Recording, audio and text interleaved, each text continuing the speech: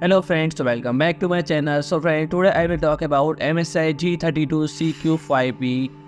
170Hz 31.5-inch curved WQHD gaming LCD display. So this display utilizes AVA panel and is characterized by curvature of 1500 R, and the model support a refresh rate of 170 Hz and boasts up to 1 ms response time. And the display incorporates adaptive sync as the synchronization technology, and the device integrated features for enhanced user experience such as night vision to augment visibility of low light scenarios, anti-flicker to multi-gate screen flickering, and blue light reduction to limiting blue light emission, and the brightness of 250 nits, contrast ratio of 3000 Gem1, and color gamut is Adobe